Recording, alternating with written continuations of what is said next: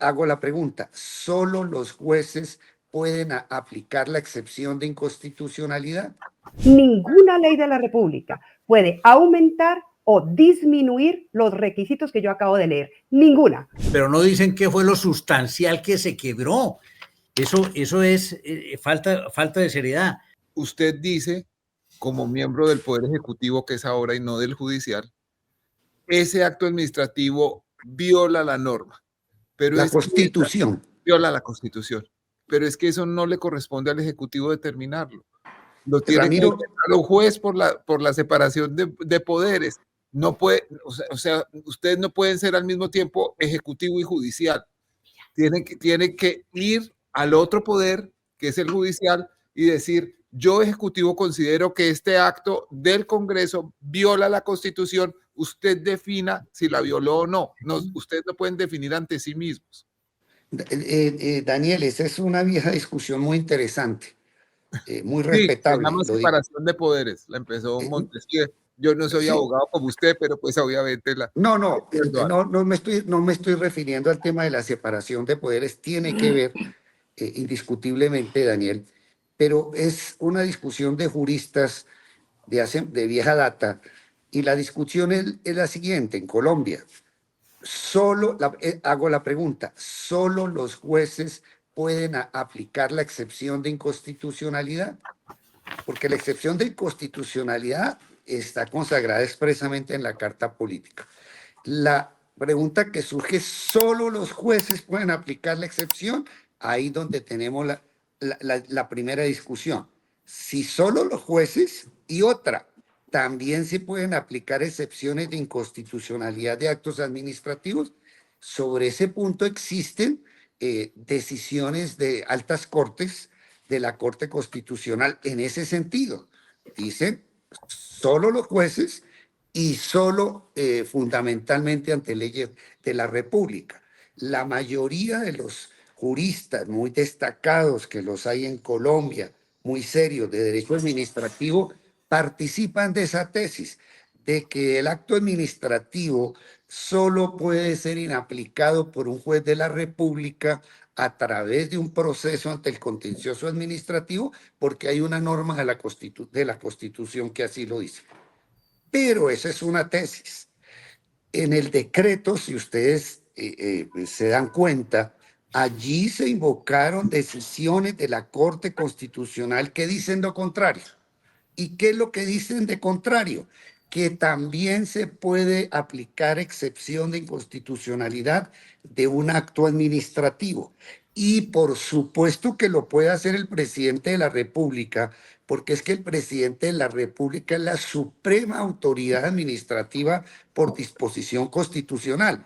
Entonces, aquí nos encontramos ante un hecho que es muy frecuente en el derecho, en el cual una misma estructura lingüística, o sea, una misma norma, entre comillas, tiene varias interpretaciones. La Corte Constitucional colombiana, en esto siguiendo muchísimo un discurso de teoría del derecho italiano expresamente, la Corte ha dicho, si las dos interpretaciones, así sean opuestas, son interpretaciones razonables, ambas interpretaciones se pueden hacer. Este es el caso típico. La doctora Catalina Botero quiere responderle, doctor Montealegre, y no quiero que... Y también el doctor Bejarano. Pero vamos primero con Catalina. Gracias, Daniel. Sí, es que aquí es donde a mí me parece que hay que simplificar la discusión. Ni Luhmann, ni Habermas, ni nada. La Constitución Política de Colombia es clarísima. Entonces, dice el doctor Montealegre, la Constitución es la norma de normas. Ninguna norma por debajo de la Constitución la puede contradecir, y yo estoy de acuerdo con el doctor Montealegre.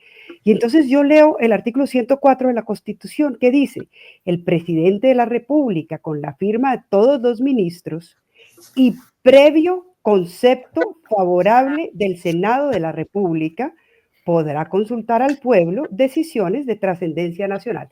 En este caso, no existe un concepto favorable, existe un concepto desfavorable, del certificado por el notario del Senado que es su secretario. Entonces, no se cumplen los requisitos del artículo 104.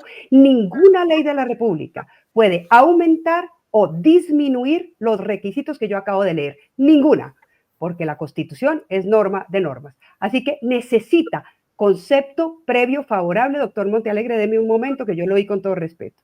Necesita concepto previo favorable. Hay otra disposición que ellos interpretan diciendo que eso no es así, pero eso sería inconstitucional. La Constitución es clarísima y donde no hay ambigüedad constitucional no le da ni a la ley ni al ministro Montealegre posibilidad de interpretar. Entonces, eso es lo primero. No están los requisitos para convocar a la consulta. Pero lo segundo, suponiendo que existiera, suponiendo que de verdad la interpretación que ahora nos va a explicar el doctor Montealegre se diera, que yo creo que es totalmente inconstitucional, tampoco se puede aplicar la excepción de inconstitucionalidad, porque la excepción de inconstitucionalidad exige por lo menos dos cosas. La contradicción entre dos normas jurídicas y que esa contradicción sea evidente. En este caso, lo que ellos dicen es que hay una contradicción entre todo el proceso de la votación y la ley quinta. Bueno, ese proceso y esa votación, pues no es una norma jurídica. O sea, no se cumplen los supuestos de la excepción de inconstitucionalidad, que es la contraposición de la Constitución respecto de otra norma jurídica. Pero además tampoco es evidente. Y toda la primera media hora de este programa lo demuestra. Lo que argumenta el gobierno es que se produjeron unas irregularidades que son unos hechos. Entonces, primero hay que demostrar que los hechos que el gobierno dice son ciertos o no. Segundo, si son irregularidades, porque pueden no ser irregularidades. Tercero, si esas irregularidades vician el procedimiento hasta el punto de que hagan inexistente la votación. Todo eso es complejísimo. Ahí no se cumple el supuesto de la excepción de inconstitucionalidad, que es contraponer una norma de la Constitución con otra disposición normativa y ver que son contradictorias. Eso no existe. A quien sí se le cumple es al Registrador Nacional del Estado Civil, que va a decir, yo tengo un artículo 104 clarísimo que me dice que tengo que tener dos requisitos, el presidente cumplió con uno, pero el Senado me dice que no cumplió con el otro. A él sí se le cumple. Y si el Registrador Nacional del Estado Civil, como una entidad autónoma, verifica el cumplimiento de los requisitos, va a llegar a esa conclusión, y cuando llegue a esa conclusión no va a poder convocar a la votación.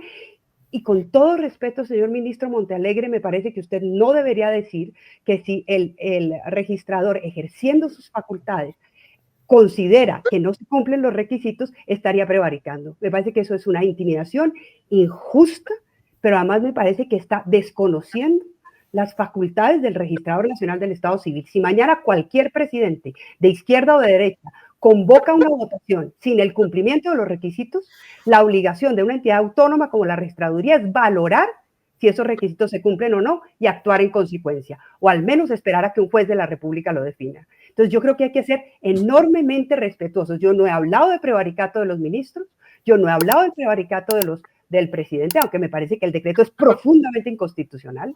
Yo sí le pediría al gobierno que respetara la autonomía de las otras entidades y la facultad que tiene el registrador de verificar si se cumplen o no se cumplen los requisitos y actuar en consecuencia, porque eso es un Estado de Derecho.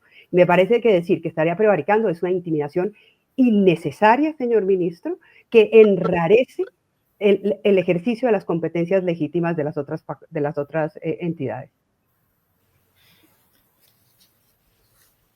Perdón que quiero hacer otra vez la pregunta del abogado del diablo. En 1990, doctora Catalina, el Registrador Nacional del Estado Civil era el doctor Gustavo Ardila Duarte. Él era el encargado de la registrabilidad. Son nombres que yo todavía me acuerdo. Y él dijo que era inconstitucional la citación a una Asamblea Nacional Constituyente por vía de séptima papeleta y se negó a contar las papeletas. Y digamos, a pesar de eso, tenemos una constitución emanada de ese movimiento estudiantil y de esa séptima papeleta. Luego sí hay momentos en donde... No, Daniel, no te estás equivocando, al contrario, estás dando un argumento a favor mío. El registrador, antes de estar legitimado, dijo yo no cuento. Y tiene razón, él no tenía por qué contar cuando eso. lo ordenó la Corte. Después la Corte le ordena y el presidente saca un decreto. Y ahí el registrador, con el apoyo de la Corte. Por eso fue tan importante el control previo, del cual aquí se ha hablado. El gobierno quiere que haya un control posterior. A mí me parece que eso es una violación de los derechos de la ciudadanía y del elector. Yo creo que tendría que existir un control previo, o del Consejo de Estado o de la Corte Constitucional. Y ahí queda todo claro. Si la Corte Constitucional le dice al gobierno, señor, usted tiene razón, ese acto no existió, proceda, el registrador tiene que proceder. Pero lo que no puede hacer el registrador es, frente a dos actos administrativos igualmente legítimos, que evidentemente no cumplen los requisitos de 104, convocar una elección. Bueno, vamos con el doctor Bejarano, pero le recuerdo que no fue impresa la séptima papeleta por la registraduría. Y por eso nos mostraba Ana que salía impreso en los periódicos de la época, para los que no... ¿Qué es lo que yo creo que tiene que hacer el registrador? Los eran impresos en esa época. ¿Qué es lo que yo creo que tiene que hacer el registrador hoy? Exactamente, Daniel, me estás dando la razón. Hasta que el registrador tenga un aval de las Cortes, y entonces sí, entonces se puede mover. Doctor Bejarano. Mire, el doctor Montealegre dice que en el decreto que lleva su pluma, su impronta, está la razón de la supuesta inconstitucionalidad. Le voy a leer esto del decreto para que ustedes y la audiencia concluyan. Es muy breve. Dice, los defectos ocurridos y advertidos no son irregularidades formales aisladas o de simple trámite, sino graves yerros insubsanables que afectaron de manera sustancial el proceso de formación de la voluntad del Senado para decidir sobre la convocatoria de la consulta popular. Ese es todo el argumento, pero no dicen qué fue lo sustancial que se quebró. Eso es falta de seriedad. Y yo retomo el argumento con el que empecé esta intervención, atendí esta invitación. Lo que le dijo el doctor Mauricio Gaona, nuestro alumno, que debió haber sido alumno también del ministro Eduardo y mío. La supremacía constitucional que él invoca en el artículo 4 de la Constitución no está por encima del principio de la división de los poderes. Esa es una regla de derecho constitucional que no se puede inadvertir. ¿Qué es lo que están haciendo? Lo que están haciendo es sencillamente diciendo, porque la Constitución no puede ser violada por una norma inferior, cosa que aquí no hay norma alguna, como lo acaba de decir Catalina. Aquí lo que hubo fue un procedimiento que terminó diciendo que no se aprobaba la consulta, pero no hay una norma con base en la cual se pueda decir aquí hay una inconstitucionalidad de esta norma, como no lo dice tampoco el decreto. Pero además de eso, lo que es importante es que por encima de todo esto está la supremacía constitucional, no es a riesgo de acabar con el principio de la división de poderes, que eso es lo que en este evento está inmerso. ¿Cómo va a ser posible? Y con eso me meto de una vez con el tema de la Asamblea Constituyente, que el doctor Montealegre ya empezó a decir, como lo dijo hace rato, cuando el tema de las FARC, ese argumento de él es viejo, lo que pasa es que es muy malo. Ese argumento de él hace tiempo dijo que de acuerdo con los acuerdos de las FARC, que no se debían llamar acuerdos, sino que era un tratado internacional y que allí estaba previsto la posibilidad de una asamblea constituyente.